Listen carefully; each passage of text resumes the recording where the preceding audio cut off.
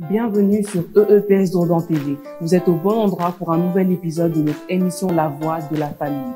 N'hésitez surtout pas à partager le lien de cette vidéo autour de vous pour permettre à d'autres de bénéficier de l'encouragement et de l'édification que Dieu va vous apporter au travers de ces instants. N'oubliez pas de vous abonner, d'activer la cloche de notification et de liker la vidéo. Je vous laisse avec la suite. Que Dieu vous bénisse.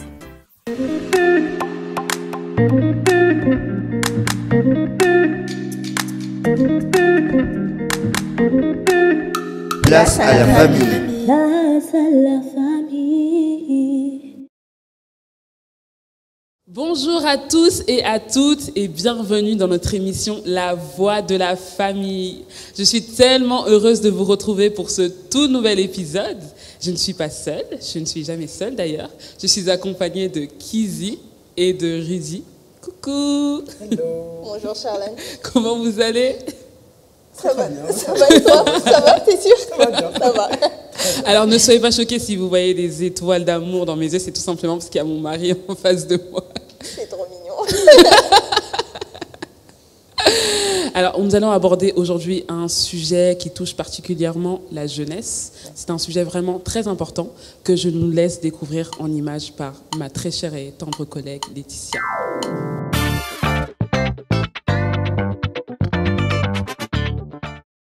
Vous avez été plusieurs cette semaine à nous avoir donné votre définition de l'estime de soi. Et parmi les personnes interrogées, 100% affirment en connaître la définition. Mais l'estime de soi, c'est quoi? C'est tout simplement la perception qu'a une personne de sa propre valeur. En gros, c'est le jugement qu'elle fait de elle-même. Et parmi les principaux facteurs qui peuvent influencer l'estime de soi, on compte la famille, l'entourage et les réseaux sociaux. Et à la question, penses-tu avoir manqué d'estime de soi dans ta vie? Vous êtes 61% à avoir dit oui dans le passé, 26% à avoir dit oui et encore aujourd'hui et 13% pas du tout. Et oui, comme vous avez pu le comprendre, le thème du jour, c'est la jeunesse et l'estime de soi.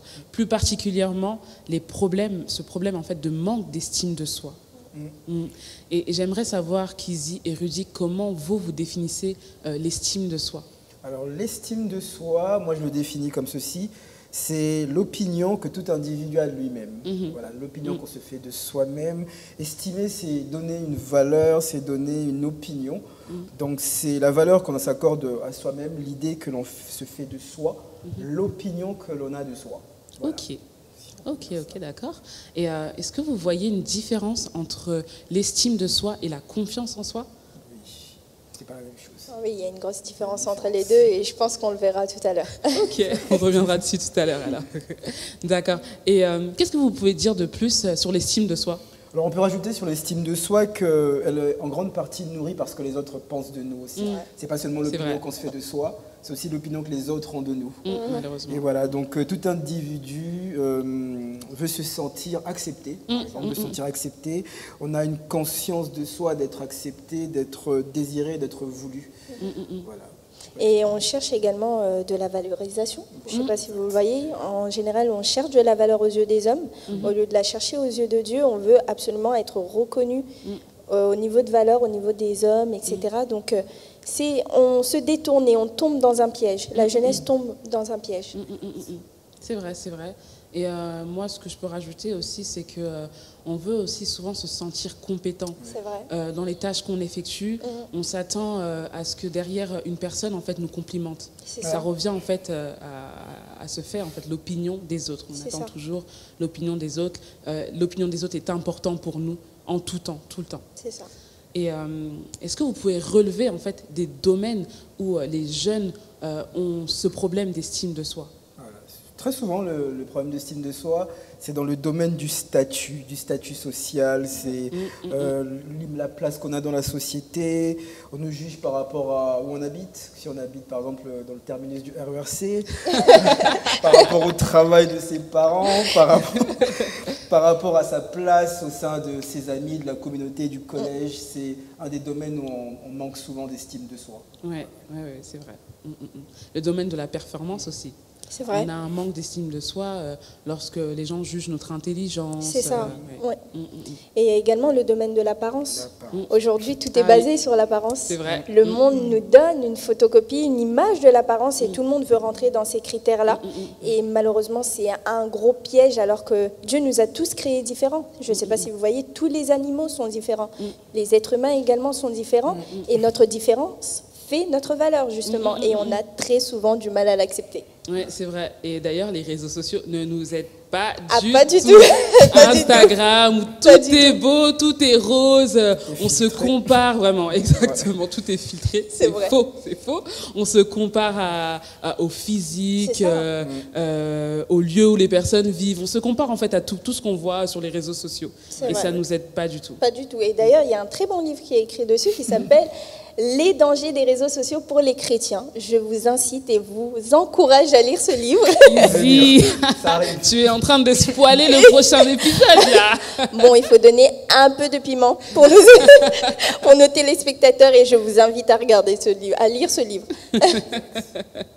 Alors oui, effectivement, ces 3 domaines que nous avons soulignés sont vraiment très importants. Donc on a cité le statut, on a cité la performance, on a cité l'apparence. Ce sont là des domaines en fait qui façonnent l'estime que nous avons de nous-mêmes, qui façonnent en fait cette image que nous avons de nous. Ce sont là vraiment des domaines vraiment très importants. Très important. Et voilà, qui dit en fait manque d'estime de soi, dit qu'il y a des causes. C'est bien ça. Ouais. Quelles sont selon vous en fait les causes de ce manque d'estime de soi? Une des causes de l'estime de soi, du manque de l'estime de soi, voilà, et ce que moi je peux appeler, je définis ça, le raisonnement faussé. Alors, ne m'agressez pas tout de suite, je vous donne une petite définition. Un raisonnement faussé, c'est une mauvaise manière de réfléchir, en fait, une mauvaise manière de penser qui cause le manque d'estime de soi et qui en même temps aussi nourrit le manque d'estime de soi. Je donne un exemple, on se balade tranquillement dans la rue, on croise une connaissance qui ne nous dit pas bonjour parce qu'elle ne nous a pas vus, et directement, en fait, parce qu'on pense et réfléchit d'une certaine manière qui est fausse, on se dit que si elle n'a pas fait, c'est parce qu'elle ne nous aime pas, qu'on est malade. Je suis rien du tout, c'est ça. Je ne vaux rien. C'est ça. Donc, c'est une mauvaise manière de réfléchir qui cause ce manque d'estime de soi, qui en plus nourrit ce manque d'estime de soi. Voilà. Okay. Il y a aussi également les violences physiques. Oui. Et causes, et les personnes battues, les personnes qui ont connu des abus sexuels, habituellement, ces personnes-là se sentent coupables. Elles se disent aussi dans leur tête en fait qu'elles ne valent rien, que c'est pour ça qu'elles subissent toutes ces choses, c'est parce qu'elles ne valent rien, qu'elles ne sont rien. Et ça, c'est vraiment triste. C'est vrai. Et moi, si je pourrais rajouter quelque chose, ça serait le discours des autres. Le discours des autres, c'est quelque chose qui va vraiment, on va dire, nourrir ce manque d'estime de soi.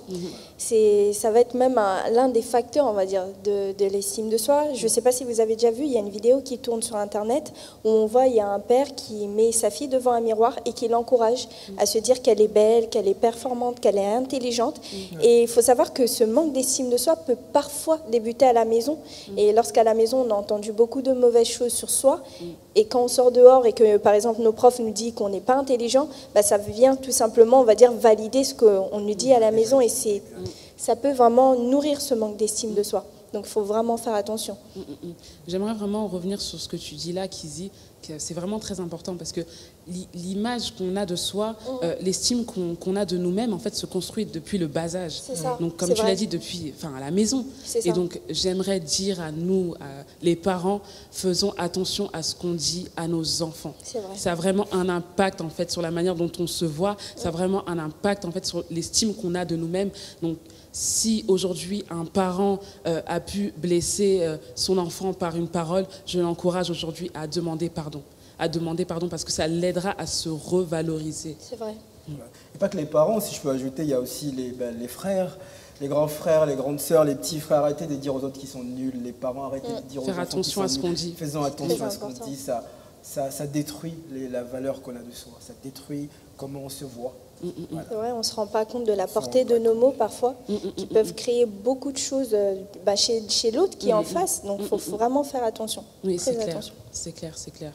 Mais ce manque d'estime de soi a aussi des conséquences. Bonne transition, qui dit cause, dit conséquence. Voilà. C'est ça. Comme conséquence, il y en a plusieurs, on peut voir, moi j'en ai souligné quelques-unes. Il y a une des conséquences, on est très sensible, une très grande sensibilité à l'opinion des autres. On a vu tout à l'heure l'opinion des autres influer. Du coup, on devient extrêmement sensible à l'opinion des autres. Ce que dit l'autre m'influence et me change ma manière d'être. Tu sors, on te dit ça par quelqu'un et ça change toute ta journée, ça te gâche ta journée.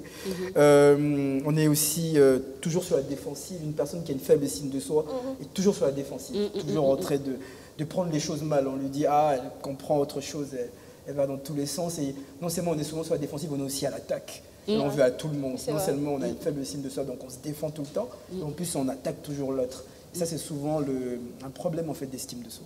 C'est vrai, mais ça peut créer également de la peur de la solitude. On a peur d'être seul, on veut constamment être entouré. Et moi, comme j'aime le dire aux jeunes qui sont autour de moi, c'est que la solitude nous permet de réfléchir, ça nous permet de nous forger, ça nous permet de savoir ce que l'on veut. Donc il ne faut pas avoir peur de la solitude, c'est très important. Et les personnes qui sont en manque d'estime de soi ont très très peur de la solitude. Ils ont besoin des autres pour se sentir, pour tout simplement avoir de la valeur, etc. Donc ils ont vraiment besoin des gens autour d'eux. Donc il faut faire attention à ce piège également. C'est vrai qu'il y a de nombreuses conséquences en fait lorsqu'on a du mal à s'estimer, qu'on a une faible estime de soi. Et j'aimerais rajouter en fait, en plus de ce que vous avez dit, quand on a une faible estime de soi, on a du mal à accepter l'amour des autres. On a du mal à accepter l'amour de Dieu parce qu'on ne s'aime pas en fait. On ne s'aime pas et quand on ne s'aime pas, on a du mal à voir qu'une autre personne nous aime, que quelqu'un nous aime. Donc il faut vraiment, vraiment, vraiment travailler sur ce sujet. En conclusion, on peut dire qu'une mauvaise estime de soi, ça a des graves conséquences sur notre épanouissement personnel, sur nos relations sociales, sur notre attitude. Et donc une mauvaise estime de soi, mes frères et sœurs, est très destructeur.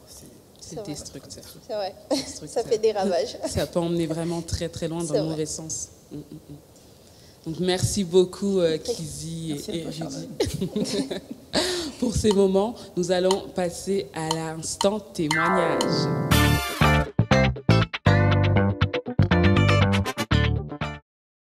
Alors, j'ai actuellement Claudia en ligne qui souhaite nous partager son témoignage. Bonjour Claudia. Bonjour. Comment tu vas? Ça va, merci. Et toi? Oui, ça va très bien. Tu es en direct avec moi et Kizzy, Rudy, sur le plateau de l'émission La Voix de la Famille. Coucou Claudia. Coucou Claudia. Salut. Alors Claudia, je te laisse nous partager ce témoignage que tu as à nous donner aujourd'hui. D'accord. Donc au sujet de mon témoignage, donc ça, en fait, c'est sur le manque d'estime de moi-même. Et donc ça a vraiment commencé du coup quand j'étais au collège. Donc ce qu'il faut savoir du coup que j'étais au collège et donc j'avais une amie et qui a commencé, donc on était dans la période du collège, etc., l'adolescence. Et j'avais une amie qui avait vraiment beaucoup qui enchaînait, on va dire, les petits copains. Et du coup, moi, je regardais ça et je me disais forcément ça m'arrivait pas et je me demandais du coup pourquoi. Et du coup, je pense que c'est à partir de là que vraiment j'ai commencé en fait à constamment me comparer à mes amis. Et aussi à cette même période, donc c'est collège et ça a duré jusqu'à mes 18 ans où j'ai pris un traitement. J'ai eu j'ai eu de l'acné et j'ai eu de l'acné, c'était vraiment sévère, donc une grosse acné. Et ce qui fait que j'avais moins confiance, je me trouvais forcément moins jolie et je voyais mes amies, elles étaient là, elles étaient beaucoup sollicitées. Ce qui faisait que je me comparais constamment à elles. Et donc j'ai perdu confiance et je me trouvais forcément inférieure à elles. Puis donc après on est arrivé au lycée. Et le lycée, il y a eu le développement des réseaux sociaux, Instagram, avec les likes, les abonnements, etc. Et puis, quand tu vois que tes amis, elles ont peut-être tant d'abonnés, que toi, elles ont tant de likes et toi, tu n'as pas forcément la même chose. En fait, tu te compares et moi, j'ai toujours été dans un processus en fait, où je me comparais constamment à mes amis. Et aussi... Et en fait, ça a continué aussi quand j'ai accepté le Seigneur. C'est-à-dire que tellement j'ai pris cette habitude de constamment me comparer à elle, à ce qu'elle faisait, et à me rabaisser, que même avec mes amis que j'ai en Christ, je continue en fait à me comparer sur des choses. En fait, ça va être parfois banal, mais après, je continue en fait à me comparer. Et il y a aussi le fait qu'avec ma sœur, ça a commencé aussi avec ma sœur parce que ça arrivait là récemment, on va dire.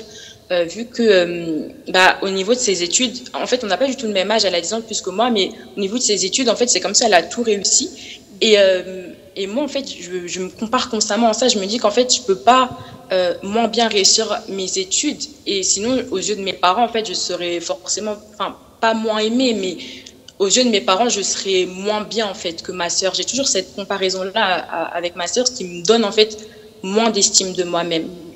Et du coup, voilà. Merci beaucoup, Claudia, pour ce témoignage. Je pense que beaucoup de jeunes peuvent s'identifier en fait à toi parce que beaucoup de jeunes peuvent traverser ce que tu traverses, ce que tu as traversé auparavant. Oui, c'est bien ça. Je suis d'accord. Comme on a vu en plus, vraiment, ça touchait tous les domaines qu'on a vus tout à l'heure. En fait, c'est son statut social par rapport à ses amis, les domaines de la performance. Là, c'est encore même. Ça regroupe tout. Comparaison avec sa sœur et en plus l'opinion des parents, l'opinion de ce que les autres peuvent dire. Elle a vécu les trois en même temps. Ouais. Ça peut être compliqué. Merci beaucoup Claudia pour ce témoignage. Je pense que beaucoup de personnes s'identifieront à celui-ci parce qu'il y a beaucoup de jeunes en fait, qui traversent ce que tu as traversé, ce que tu traverses actuellement. Et voilà, on souhaite vraiment te remercier. Et j'ai une question à te poser Claudia. Où en es-tu aujourd'hui ? Donc aujourd'hui, j'ai pris conscience récemment que en fait j'étais toujours dedans et que ça avait vraiment des côtés négatifs dans plein de choses dans ma vie et je suis vraiment en fait dans un processus et j'essaie vraiment d'en sortir. Voilà. Si je peux rajouter quelque chose, on voit déjà qu'il y a une première étape qui est faite. Reconnaître qu'il y a un problème, il y a une prise de conscience qui est faite. Je crois que tu es sur la bonne voie, parce que ça commence par là, en fait, pour régler ce problème. Et la suite, on a quelques conseils dans la suite de l'émission, tu verras, qui pourront t'aider. Oui, on reviendra dessus à la suite. On se retrouve tout à l'heure. Claudia, merci beaucoup encore pour cette intervention. Nous te souhaitons en tout cas une très très très bonne journée. À tout à l'heure. À tout à l'heure. On s'attrape. Nous avons reçu un deuxième témoignage d'une personne anonyme qui dit pendant 2 ans environ, j'ai souvent été négligée et rabaissée. Au final, j'ai fait de ce que les gens pensaient de moi ma personne. Je me suis approprié ces insultes et j'avais perdu mon estime. Je me sentais moche et bizarre. Mais avec l'aide d'une amie, j'ai pu reprendre de mon estime et ne pas me laisser abattre. Je pourrais finir ce témoignage en disant ne jamais faire de ce que les gens pensent notre personne. Il est très important d'avoir son propre avis sur nous-mêmes et rendre gloire à Dieu pour ce que l'on est. Que Dieu nous bénisse. Amen. Très bon témoignage, très bon témoignage. On peut voir aussi dans ce témoignage qu'une des clés pour pouvoir sortir de ce problème-là, on le voit pour le cas de cette personne, c'était son amie. Donc elle sentait qu'elle avait un problème d'estime de soi en fonction de l'image qu'elle avait des autres, l'image que les autres lui renvoyaient. Et là, son amie a pu l'aider en fait à sortir de ça. Donc l'entourage et les personnes peuvent aussi nous aider. C'est aussi une piste pour pouvoir sortir de ce problème. Oui, je peux envoyer vraiment des canaux. Et ce que j'aime bien, c'est qu'elle dit ne jamais faire de ce que les gens pensent de notre personne. J'aime beaucoup ça, parce que ça rejoint ce qu'on disait tout à l'heure, de ne pas écouter, c'est ça, de ne pas écouter ce que les gens disent et vraiment se focaliser sur nos valeurs. Et c'est vraiment très très important. En tout cas, on a reçu vraiment 2 très beaux témoignages en ce jour. Et alors là, nous allons passer à une partie très intéressante. Il y a Kizzy qui va aussi nous partager son histoire. Mais avant ça, je vous laisse découvrir Kizzy, en fait, sa personne, par cette vidéo. Aujourd'hui, nous vous présentons Kizzy Tuluka. Action! Surnommée Ketiate. Cette jeune entrepreneuse de 25 ans a à son actif un BTS comptabilité, un bachelor marketing et un master ingénieur d'affaires. Elle est fondatrice de la société Ketiate et maquilleuse depuis 4 ans.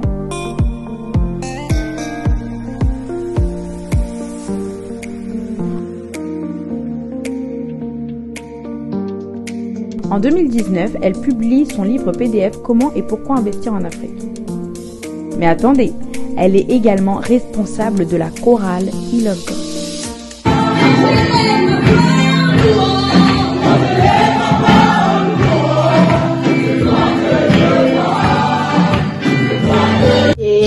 J'ai un message pour toi.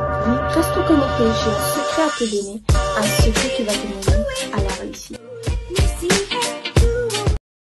Waouh, Kizzy, tu as beaucoup de casquettes pour ton jeune âge. C'est comme tu dis. Oui, c'est vrai que je peux avoir beaucoup de casquettes. Si on peut dire, c'est des compétences que je ne connaissais pas avant et que j'ai appris à connaître tout simplement. Si je peux également moi aussi raconter mon témoignage, c'est que je n'ai pas toujours eu une bonne estime de moi. C'est pas par rapport à ce que j'ai vécu à la maison ou quoi que ce soit. Moi, tout a débuté, on va dire, à l'école. Si je peux un peu raconter l'histoire, je suis arrivée dans une école, j'étais dans une école, on va dire, publique, puis après j'ai basculé dans une école privée, et je suis arrivée où il y avait déjà un cercle d'amis qui était déjà construit. Et on va dire, quand tu arrives et t'es jeune, tu n'oses pas forcément parler aux gens, mais j'avais fait cet effort de pouvoir quand même me rapprocher des gens, d'apprendre à les connaître, etc. Mais j'ai pu vite comprendre que c'était pas ma place. On me faisait comprendre que c'était pas ma place, et après il y a eu des insultes, il y a eu plein de petites choses au début que je ne considérais pas. Et c'est au fur et à mesure du temps en fait que je me suis rendu compte que ces choses, que je les ai nourries, que je les ai stockées en moi, et je commençais à les accepter. Et je commençais à les refléter. Et c'était pas forcément des insultes, c'était beaucoup de remarques par rapport à mon apparence physique, parce que je suis, on va dire, assez petite et assez fine. Et on me faisait souvent la remarque, t'es très maigre, t'es très maigre, t'es très maigre. Et au point où je suis arrivée même, je pense qu'il y a beaucoup de filles qui l'ont fait, à mettre un pantalon, et souvent, tout le temps, même en été, je mettais toujours un legging en dessous. Pour paraître normale comme tous les jeunes, et c'est une chose qui m'a beaucoup affectée. On va dire, c'est vraiment la chose qui m'a beaucoup affectée, c'était l'apparence. Je voulais vraiment être comme les autres, je me demandais, mais je me suis même surprise en train de manger, on va dire, plusieurs repas pour pouvoir ressembler aux autres, mais Dieu ne voulait pas, je devais rester comme ça, et je suis comme ça, et aujourd'hui je l'accepte. Et j'en ai fait une force, contrairement aux autres, j'en ai vraiment fait une force, et j'ai appris à découvrir qui je suis. J'ai appris mes valeurs, et ça n'a pas été facile, mais l'avantage que j'ai eu, c'est que j'ai pu connaître Jésus. Et dès que je l'ai connu, je ne vais pas dire que ça s'est fait directement, mais c'était un travail, c'était un processus que j'ai accepté. Je suis passée par le brisement, je suis passée par énormément de choses, et c'est ce qui m'a permis de me construire et d'avoir les valeurs que j'ai aujourd'hui. Et si je peux donner un témoignage, on va dire, à une jeune fille peut-être qui passe par le même on va dire, chemin que moi, parce que je sais qu'il y a beaucoup de filles qui m'ont écrit par rapport à ça. Comment tu fais pour t'accepter? Comment tu fais pour être aussi coquette en étant aussi mince? Comment tu fais pour t'assumer, tout simplement? Le seul conseil que je peux donner aujourd'hui, c'est vraiment de prendre conscience de qui on est et de laisser le travail au Seigneur, en fait. Parfois, on veut tout faire tout seul, mais ça ne se fait pas seul, et on veut brûler les étapes, alors qu'on est obligé de passer par certaines étapes qui est de s'accepter, le brisement, et ça va de soi. Merci beaucoup, Kizzy, pour ton témoignage. Ton témoignage, en fait, me montre que c'est possible de s'en sortir, et que ça se fait pas en fait du jour au lendemain, mais c'est un travail, ça demande du temps et aussi l'accompagnement du Seigneur. C'est ça. Merci beaucoup, Kizzy. Mais on disait tout à l'heure, au début de l'émission, tu me disais que tu allais me dire un peu quelle est la différence entre la confiance en soi et l'estime de soi. Oui, alors il faut savoir qu'aujourd'hui, beaucoup de jeunes on va dire, sont perdus entre les deux. Et si vous voulez, ils confondent les deux, on ne connaît pas la définition des deux. On le dit pour le dire parce que c'est un mot qui va dire en vogue. J'ai confiance en moi, c'est un mot qui est très en vogue. On le dit sans vraiment chercher la définition. Il faut savoir qu'il y a une grosse différence entre l'estime de soi et la confiance en soi. L'estime de soi, si vous voulez, ça va être un peu comme le maître qui va diriger donc la confiance en soi, l'image qu'on a de soi et l'amour qu'on a de soi. C'est une fois qu'on aura eu ces trois valeurs, c'est à partir de ce moment-là qu'on peut dire qu'on a de l'estime pour soi. En fait, il faut remplir ces trois critères. Et on ne peut pas simplement en remplir un et dire bah, j'ai de l'estime de moi-même, on va dire, tout simplement. Et surtout, il ne faut pas donner de la valeur à la confiance en soi plus que l'estime de soi. Parce qu'on va dire que c'est l'estime de soi qui fait le tout, qui couronne le tout. Et le problème qu'on a aujourd'hui à la jeunesse, dans toutes les jeunesses, on va dire dans le monde entier, c'est qu'on confond les deux, on les mélange et on donne de la valeur plus à un autre que l'autre. Alors qu'il faut bien faire la différence entre les deux pour bien le gérer dans sa propre vie, le mettre en pratique. Et moi, si je peux ajouter quelque chose par rapport à ce que Kizzy vient de dire, c'est que la confiance en soi est souvent liée à des compétences. Okay. Donc on peut avoir confiance en soi dans un domaine juste et ne pas avoir confiance en soi sur d'autres domaines. Donc c'est lié à des compétences, c'est ce qu'on maîtrise, c'est compartimenté à un domaine en particulier. Okay. Donc voilà, si on peut avoir une confiance en soi ou une confiance en soi dans un domaine, mais quand même avoir des problèmes d'estime de soi. Ok, donc en fait la confiance en soi c'est juste une branche de l'estime de soi. C'est bien ça. Ok, c'est ça. Ok, merci beaucoup. Merci beaucoup Kizzy et Rudy pour ces moments passés ensemble. Nous allons continuer notre émission avec la rubrique conseil.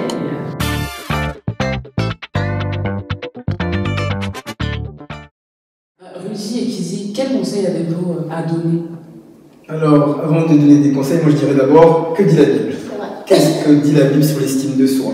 Alors, est-ce que la Bible parle de l'estime de soi? Est-ce que la Bible dit quelque chose dessus? On peut voir dans le livre de Romains, au chapitre 12, au verset 3, l'apôtre Paul dit « En vertu de la grâce que Dieu m'a faite, voici ce que je dis à chacun d'entre vous. Ne soyez pas prétentieux, n'allez pas au-delà de ce à quoi vous devez prétendre, tendez au contraire à une sage appréciation de vous-même. Chacun selon la part que Dieu lui a donnée dans son œuvre, régie par la foi. » Paul dit plusieurs choses ici, comme vous pouvez le voir avec moi, que de un, soyez pas prétentieux, c'est-à-dire n'ayez pas une trop haute estime de soi. Voilà, une première chose, mais il ne s'arrête pas là, il dit aussi en fait, n'ayez pas non plus une mauvaise estime, une mauvaise appréciation du soi. Donc si je comprends bien ce qu'il dit là, c'est que la Bible dit, ce que Dieu dit, c'est avoir une bonne opinion de soi, une opinion juste. D'être équilibré. Voilà, d'être équilibré, d'avoir une opinion réaliste, une opinion juste, une opinion biblique. En fait, se voir tel que Dieu nous voit. Voilà ce que dit la Bible au sujet de l'estime de soi. On peut le voir, il dit, tendez au contraire à une sage appréciation de vous-même, chacun selon la part que Dieu lui a donnée dans son œuvre. Voilà. Donc la Bible est claire dessus. Un premier conseil que dit la Bible, on peut voir que voilà, ça dit se voir tel que Dieu nous voit. L'estime de soi est biblique. L'estime de soi, c'est vrai. Dieu le dit, il nous a créés à son image, on est créé, on est le summum de sa création, on est vraiment ce qu'il a fait de mieux, il nous a créés à son image, donc on a de la valeur à ses yeux. Et la valeur du soi, c'est la valeur qu'on se donne, c'est la valeur que Dieu nous donne. En fait, une des clés, c'est se donner, se voir à la valeur que Dieu nous voit, nous donne. Et aux yeux de Dieu, on a un prix, un très grand prix. Il nous a rachetés au prix de sa vie. Il nous a rachetés au prix de sa vie. Il nous a libérés, comme Pierre le dit, de la manière futile de vivre qui avait été transmise. Il nous a rachetés au prix de sa vie et de son sang. Voilà ce que je peux dire comme conseil sur ce que dit la Bible. C'est pour ça que la Bible dit que nous sommes des pères de prix. Donc il faut vraiment prendre conscience de sa valeur et savoir être équilibré. Ne pas non plus, on va dire, prendre la grosse tête, comme on dirait certains, mais vraiment être dans comment Dieu me voit et accepter de cette vision que Dieu a de nous et également nous donner cette valeur que Dieu nous donne. Ne pas se rabaisser, ne se voir au moindre comparé aux autres alors que Dieu nous a créés tous avec de la valeur. Donc je pense que c'est une très bonne chose à faire également. Donc ça revient à quelque chose, c'est l'identité qu'on a de soi. La Bible nous apprend une chose, l'identité qu'on a de soi, elle vient de ce que Dieu dit de nous, de notre relation avec Dieu. Et si je peux donner un autre conseil pour apprendre à s'estimer à sa juste valeur, comme la Bible nous dit, il y a quelque chose qu'on peut faire, c'est de briser les blocages imposés par les autres. Amen. Il y a une histoire, on peut la voir dans 1 Chronique chapitre 4 au verset 9 à 10, c'est l'histoire d'une personne qui s'appelle Jaébet. Alors Jaébet est considéré par ses frères et par sa mère, par son nom veut dire celui qui j'ai enfanté avec douleur, fils de douleur, celui à la douleur. Donc il part déjà dans la vie avec un nom qui veut dire c'est lourd. C'est ça. Très lourd. Imaginez l'estime de soi qu'il a. Alors Jaébet fait quelque chose dans l'histoire, il fait une prière à Dieu. Il se tourne vers lui et il fait cette prière, il dit « Seigneur, étends mes limites ». Il donne ses souffrances, il donne ses limitations à Dieu, il dit « Étends mes limites ». Une des manières de régler ce problème, de régler ce problème d'estime de soi, en fait, c'est de briser ses blocages, c'est d'offrir ses limitations à Dieu. Par la prière, de prier, dire à Dieu « Seigneur, je suis limité par ça, j'ai une certaine valeur de moi comme ça, mon identité est comme ça, Seigneur, aide-moi, je te donne mes limites, étends-les ». Voilà. Et c'est à partir de là que Japet, on a pu voir dans son histoire que c'est de briser cette spirale, ce nom qu'il avait, et qu'il a eu une nouvelle identité, qu'il est rentré dans une nouvelle dimension, si on peut dire ça. Voilà. Donc adresse-toi à Dieu, exprime-toi, voilà, donne tes limitations à Dieu. Tout revient en fait qu'il faut se tourner vers le Seigneur. C'est ça. Il faut trouver, chercher son secours auprès de lui. C'est ça. Et si je peux ajouter quelque chose, ça serait arrêtons de nous comparer aux autres. C'est revenu encore plusieurs fois dans les témoignages, c'est revenu encore lorsqu'on parlait des réseaux sociaux, on se compare tout le temps, et on regarde en nous tout ce qui n'est pas bon, tout ce qui n'est pas bien, on se compare tout simplement aux autres, et c'est pas bien, on est unique, Dieu nous a créés. Tu es unique, tu as de la valeur à ses yeux, tu es une belle créature, tu es une créature merveilleuse aux yeux de Dieu, alors vois-toi comme Dieu te voit. La meilleure chose à dire, que nous sommes la meilleure version de nous-mêmes et on ne pourra pas faire mieux, donc il faut vraiment s'accepter à sa juste valeur. Amen, la meilleure Si tu me permets, je peux rajouter quelque chose. On a le se voir comme Dieu se voit et d'être la meilleure version de soi-même. On peut dire aussi, on a vu dans le témoignage qui passait, c'est d'être déjà positif dans ses pensées. C'est pas la pensée positive. Excusez-moi, c'est pas, je fais pas du coaching ici, mais c'est ce que la Bible dit dans Philippiens chapitre 4 au verset 8. Ça dit, enfants, frères, nourrissez vos pensées de tout ce qui est noble, vrai, juste, pur. Pensez comme Dieu, pensez tout ce qui est bon, pensez positif en fait. C'est une manière aussi, au-delà de ça aussi, entourez-vous des bonnes personnes. Des gens qui disent des choses qui vous élèvent, qui ont le même standard de morale comme on l'a vu que vous, qui vous estiment à votre valeur comme Dieu le voit. Alors là, j'aimerais dire une chose, juste pour finir en fait, pour clôturer ce temps de conseil. Tout est écrit aussi dans la Bible.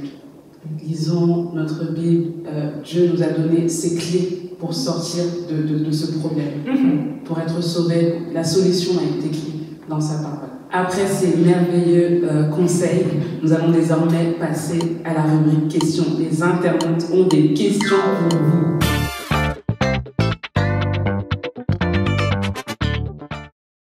Alors, la première question que nous avons reçue est la suivante.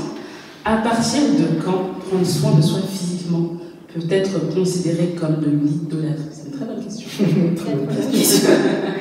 Alors, pour ma part, si tu me permets pour répondre, alors si j'en crois ce que dit ma femme, je passe beaucoup plus de temps dans la salle de bain qu'elle. Donc, je me sens un peu concerné. Et à partir de quand? Alors, je fais du sport, je prends soin de moi, donc on peut dire de mon apparence. Mais je peux répondre que ça devient de l'idolâtrie, mais un problème quand on devient dépendant de ça. Quand on devient dépendant du sport, quand on devient dépendant de comment, ce à quoi de notre apparence et tout ça, surtout pour un homme, du coup, de mon point de vue, quand on devient dépendant et quand ça nous empêche, si je peux rajouter, d'avoir une relation avec Dieu, une intimité, quand ça prend la place de Dieu.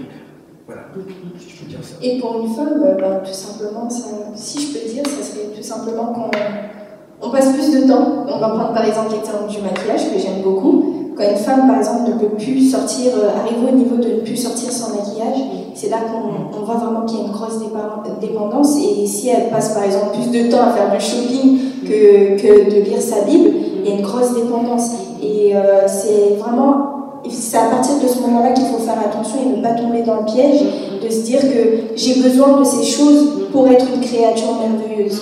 Il faut vraiment faire attention et ne pas dépasser ces limites. On peut prendre soin de soi, c'est pas un péché, c'est pas mauvais, mais il faut juste ne pas dépasser la limite et se fixer des cadres, c'est très important.